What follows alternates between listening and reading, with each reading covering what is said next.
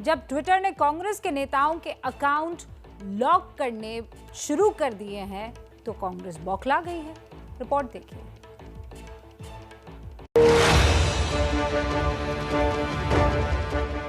Twitter discriminatory हो चुका है, डबल स्टैंडर्ड एक्सपोज हो चुका है।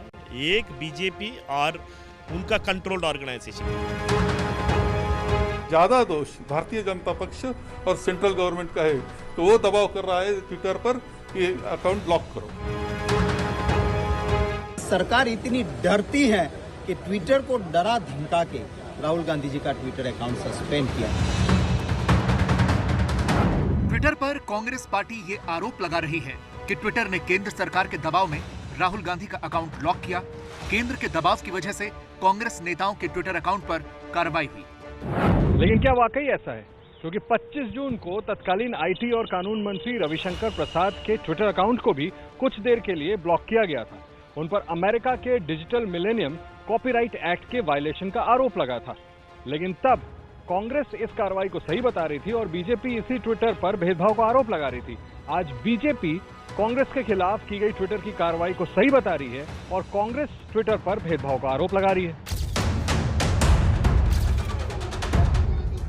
ये पूरा मामला समझने के लिए आपको आज से करीब 8 दिन पहले चलना होगा। इसी महीने की 4 अगस्त को राहुल गांधी दिल्ली में एक रेप पीड़ित बच्ची के परिवार से मिले थे।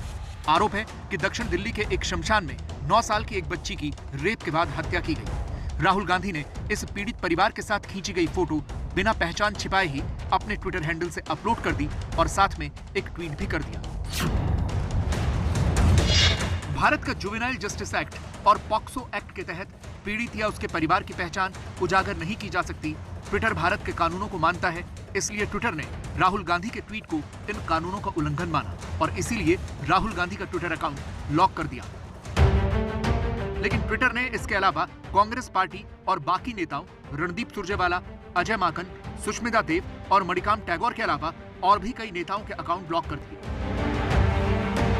सवाल उठता है कि कांग्रेस के बाकी नेताओं का यह अकाउंट क्यों लॉक हुआ? तो ट्विटर का कहना है कि इन नेताओं ने राहुल गांधी के ट्वीट को रीट्वीट किया था, इसलिए उनका अकाउंट भी लॉक किया गया है। ट्विटर ने राहुल गांधी का वो ट्वीट फिलहाल छुपा दिया है, यानी राहुल गांधी की ट्विटर टाइमलाइन पर वो ट्वीट किसी को नहीं दिखेगा। लेकिन जब तक राहुल गांधी इस ट्वीट को डिलीट नहीं करते, तब तक ट्विटर उनके अकाउंट को बहाल नहीं करेगा। राहुल गांधी ने अपना आखिरी ट्वीट 6 अगस्त को किया था। उसके बाद से वो अपना अकाउंट एक्सेस नहीं कर पा रहे हैं। ट्विटर के प्रवक्ता की तरफ से एबीपी न्यूज से कहा गया है कि अगर कोई ट्वीट ट्विटर के नियमों का उल्लंघन का पाया जाता है और अकाउंट होल्डर द्वारा उसे अभी तक डिलीट नहीं किया गया, तो हम इसे एक नोटिस देकर छिपा देते हैं और अकाउंट तब तक लॉक रहता है जब तक ट्वीट को हटा नहीं दिया जाता। हमें एनसीपीसीआर ने सचेत किया था कि हमारे प्लेटफॉर्म पर एक ऐसा कंटेंट है जिसमें यौन हिंसा की पीड़ित के माता पिता की पहचान उजागर हो रही है। हमने इसे ट्विटर के नियमों और नीतियों के खिलाफ पाया और साथ ही यह भारतीय कानूनों का भी उल्लंघन था। लेकिन ट्विटर की इस कार्रवाई के विरोध में अब कांग्रेस के तमाम नेताओं ने अपनी डीपी पर राहुल गांधी की फोटो लगानी शुरू कर दी है। ये राहुल गांधी की बहन और कांग्रेस की महासचिव प्रियंका गांधी वाड्रा का ट्विटर अकाउंट है, जिन्होंने अपने डीपी में राहुल गांधी की फोटो लगाई है। इसके अलावा यूथ कांग्रेस के अध्यक्ष बीवी श्रीनिवास, अलका नामा जैसे कई नेता और कार्यकर्ताओं ने अपनी डीपी पर राहुल गांधी की तस्वीर लगाकर विरोध दर्ज किया है। कांग्रेस के कार्यकर्ताओं का राहुल गांधी के लिए प्रेम एक तरफ है, लेकिन देश का कानून एक तरफ है। पॉक्सो एक्ट का उल्लंघन हुआ है, ये तो सच है।